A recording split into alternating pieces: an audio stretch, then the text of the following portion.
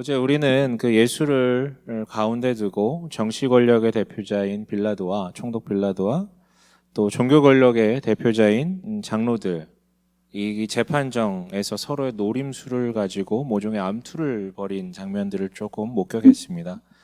그러나 결국 이 둘은 이 두 거대 권력은 결론적으로는 자신의 유익을 위해 자기 보호를 위한 길을 동일하게 걸었고 이 둘의 합작품으로 주어진 게 바로 예수에 대한 사형이었죠.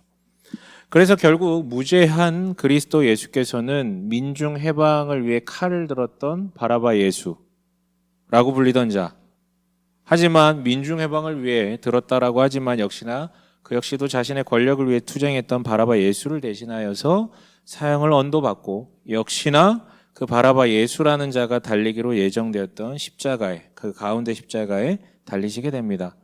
그러나 십자가가 그러니까 사형과 십자가 결론 난 것을 넘어서 그 십자가형을 받으러 가는 길도 역시 굉장히 비참했던 것 같아요. 그가 반역자라는 죄목으로 사형을 언도받자 마치 로마 제국의 위험을 나타내는 듯이, 즉 로마 제국에 반역한 이제 죄목이 결정된 거잖아요. 반역자로 결정이 됐기 때문에 그 위험을 드러내고자 화끈한 쇼를 선보이죠. 바로 이제 채찍 쇼를 선사합니다. 근데 그 채찍은 그냥 채찍이 아니라 이제 쇠나 짐승의 뼈를 날카롭게 끝에 달아낸 그런 채찍질이었기 때문에 이 채찍질은 인간의 목숨을 빼앗지 않는 선에서 가장 극악의 고통을 줄 수 있는 그런 형벌이었죠. 육체적 형벌이었죠. 그리고 예수께서는 그렇게 채찍질로 인해서 피칠갑이 된 몸으로 자기가 지실 십자가를 들고 가십니다. 물론 우리가 뭐 영상이나 이런 데서 봤던 것처럼 그런 익숙한 장면이랑은 좀 달라요. 십자가의 완전한 형태를 이고 가신 것은 아니고 이 중앙 기둥은 서는 기둥은 이미 그 골고다 언덕에 박혀 있는 상태고 중간에 이렇게 팔이 걸리는 그 이제 이런 어떤 원통형 그거 하나만 이제 들고 가시는 거예요. 그렇지만 그것도 너무 무거웠고 이미 피가 많이 흘려서 체력이 방전된 예수님께서는 그것도 너무 무거웠던 것이었죠. 이에 로마 군병은 근처에 있던 시몬, 구레네라는 곳 출신의 시몬이라는 사람을 불러서 강제로 그것을 대신 짊어지게끔 합니다. 역설이죠.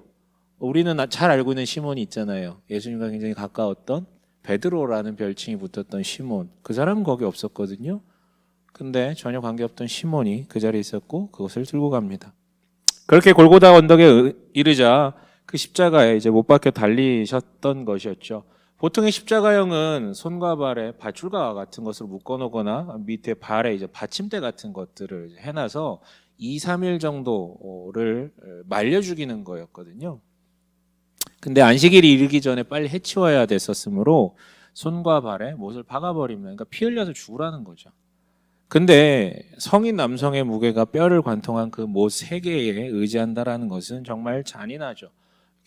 숨을 내쉴 때마다 고통을 울부짖을 수밖에 없는 그런 상황이었습니다. 그런데 예수님의 고통 거기 그치지 않았죠. 그러니까 이처럼 십자가에 달리기도 전에 채찍질을 통해 엄청난 고통, 그리고 십자가에 달려서도 엄청난 고통, 우리가 상상할 수 없는 육체적 고통에 휩싸였지만 사실은 그와 더불어 십자가 전후로 그에게는 엄청나게 말도 안 되는 정서적 형벌이 주어졌던 것이죠. 35절 함께 읽어볼까요? 35절 함께 읽어보겠습니다. 시작.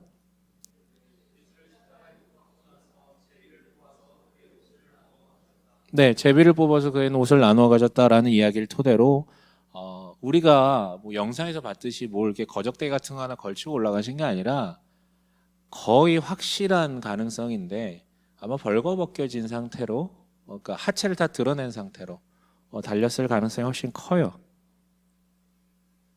너무 수치스럽죠. 그런데 여기서 그치지 않습니다. 본문화에 등장하고 있는 인물들이 되게 많아요. 그 보시면 알겠지만 굉장히 다양한 인물들이 압축적으로 등장하거든요. 그런데 한결같이 이 사람들은 예수를 물리적으로도 괴롭히지만 정서적으로도 괴롭힙니다. 다양한 방식으로 괴롭히는데 성경은 언급하고 있어요. 로마 군병들이 희롱하였다. 지나가는 자들이 모욕하였다. 대제사장과 서기관들과 장로들이 조롱하였다. 함께 달린 강도들이 욕하였다. 그러니까 등장하는 모든 인물들이 예수를 정서적으로 완전히 죽여놓는 거예요.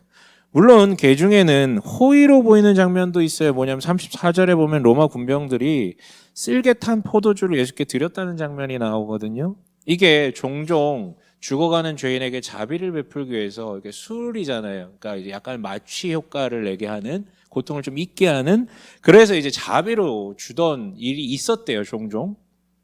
그렇다면 지금 로마 군병이 준 이 쓸개탄 포도주는 자비입니까? 아니요. 쓸개를 탔다고 되어 있잖아요. 가장 쓴맛의 대명사가 바로 쓸개거든요. 쓸개. 곰에 쓸개를 씹어 먹으면서 고통을 이겨냈다라는 그런 어떤 표현도 있는 것처럼 가장 쓴맛의 대명사. 그래서 예수께서는 그걸 호의인 줄 알고 먹으셨는데 이내 마시지 않으려고 했다라고 기록되어 있습니다.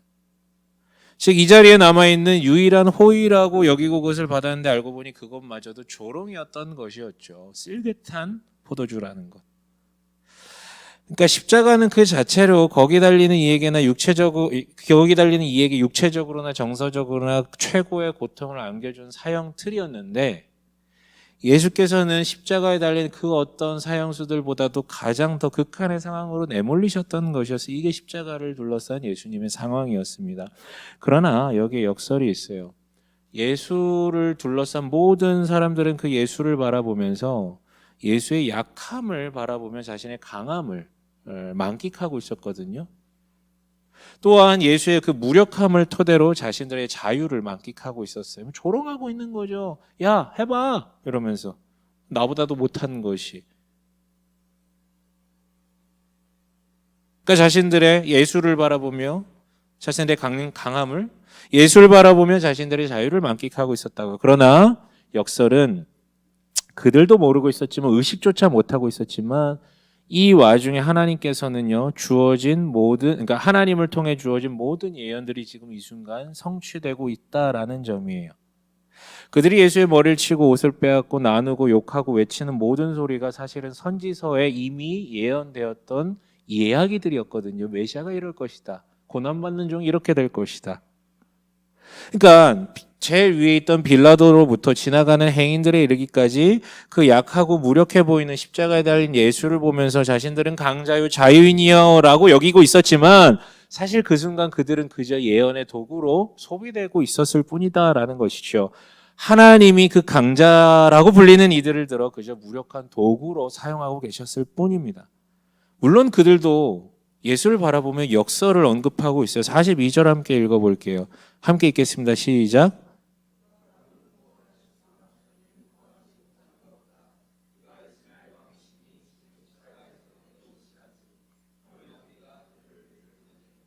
네.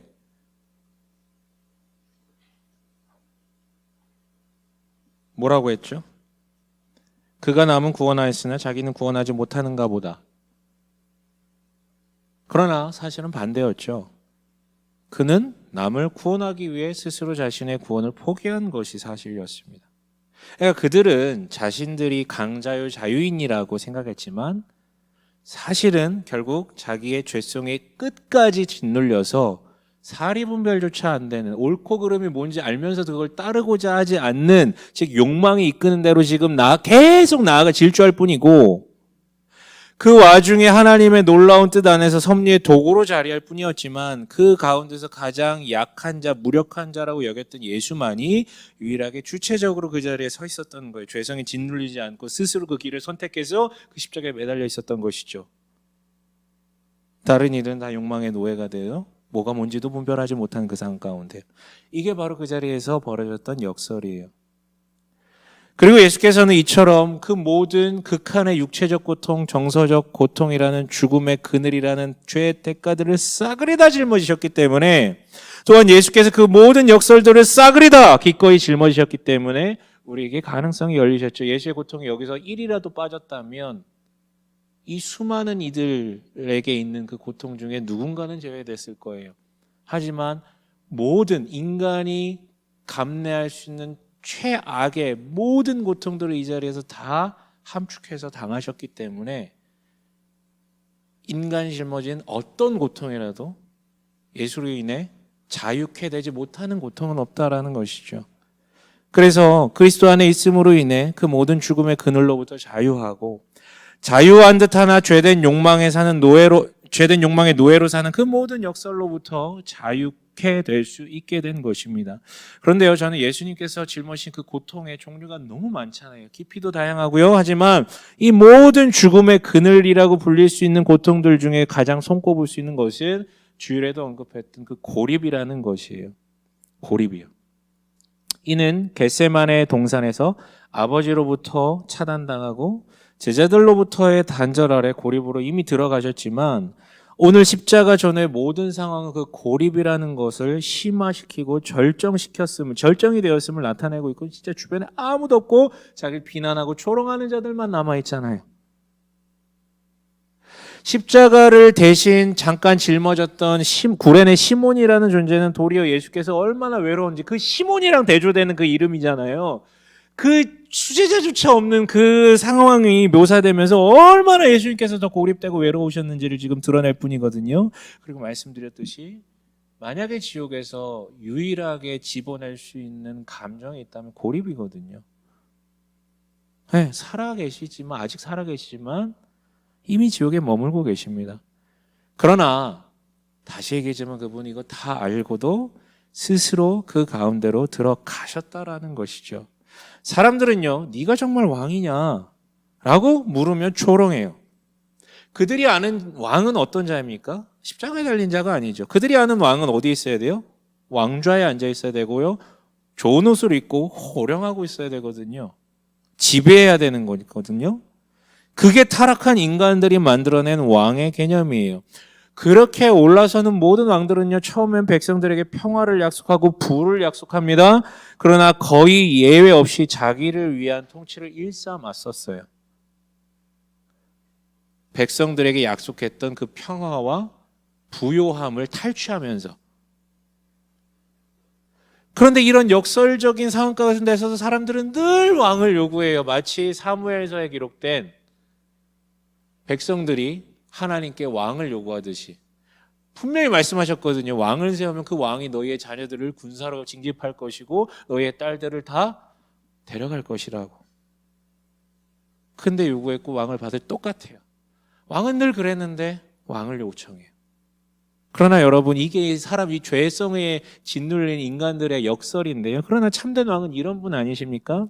누구로부터 탈취하지 않아도 누구와도 비교할 수 없는 절대적 권력을, 능력을, 부여함을 가지고 계신데, 누구에게서 뺏지 않아도 이미 가지고 계신데 자기 희생을 통해 모두에게 진정한 평화와 안녕을 선사하시는 이런 분이 진짜 왕 아닙니까? 우리가 그리는?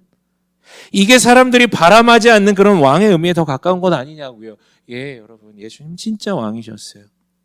그리고 진정한 왕이 되기 위해 고립임을 알면서도 기꺼이 그 고립으로 들어가셨고, 그 자리에서 십자가의 모진 형벌을 짊어지심으로 우리의 죄가를 대신 짊어지셨습니다. 여러분, 이 현대시대에 왕은 거의 없죠. 왕이 있는 나라들이 있지만 거의 유명무실하고요. 그러나 왕적 존재들은 되게 많습니다. 우리 주변에 자신의 권세를 뽐내면서 자신의 권세 아래 굴복하기를 원하는 그런 왕적 존재들, 수없이 좋은 말을 남발해요. 전문가들도 이쪽에 들어가겠죠. 그러나 결국은 좋은 말을 남발하나, 이것 따르면 좋을까요? 평화를 막 남발하나 결국은 자기 권력, 자기 보호를 위해 애쓰는 것이 인간의 생애입니다. 그런 자들에게 우리가 조아릴 것입니까? 혹은 깜냥도 안 되는 자기 자신을 주인 삼아, 왕 삼아 조아릴 것입니까? 아니요. 바로 이 예수를 진정 나의 왕으로 모시길 바랍니다. 그리고 드리고 싶은 말씀이 있습니다. 예수님처럼 이렇게 십자가의 길을 가다 보면 우리 역시 고립을 마주할 수밖에 없다는 점이요. 이 고립이라는 감정은 정서가 무너진 사람들도 느끼지만, 사실은 리더십의 자리에 있는 사람들도 굉장히 많이 느끼거든요. 모르겠어요. 여기에서 이미 느끼고 계신 분도 있고, 점점 연차가 쌓여가면서 중간 리더가 되고 올라가면 올라갈수록 아마 이런 고립감을 느끼시게 될 거예요. 어느 조직에 속했든지 간에요. 특히 왕이라 부를 정도로 탑 리더에 있는 이들이라면 더 많이 느끼는 감정이기도 하거든요. 그러니까 분명 이 집단이 저 방향으로 가야 돼. 그래야만 우리가 생존하고 더 풍성해질 수 있어. 내 눈엔 보여요. 그런데 이 사람들은 그것을 잘 이해하지 못하고 오직 자기 보호에만 주목하다 보니 도무지 그럴 마음이 없어 보여. 그런데 나는 리더로서 이 상황을 뚫고 나아가려면 어쩔 수 없이 고립감을 느껴야 돼요.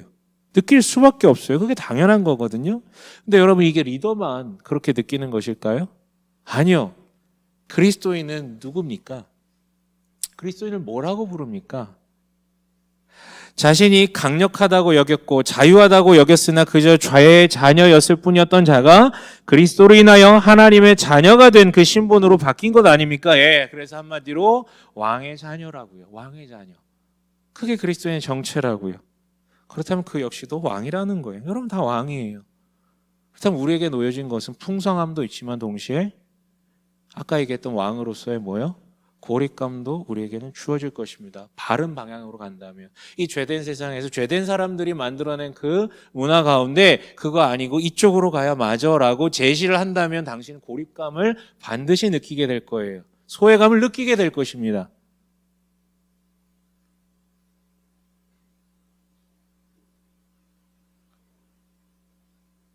그러나 그 자리에서 예수께서 아버지의 침묵을 느끼셨던 것처럼 그 고립감을 느끼는 상황 속에서 심지어 하나님 아버지의 침묵을 느낄 수도 있어요. 도무지 답을 주시지 않는 것이죠.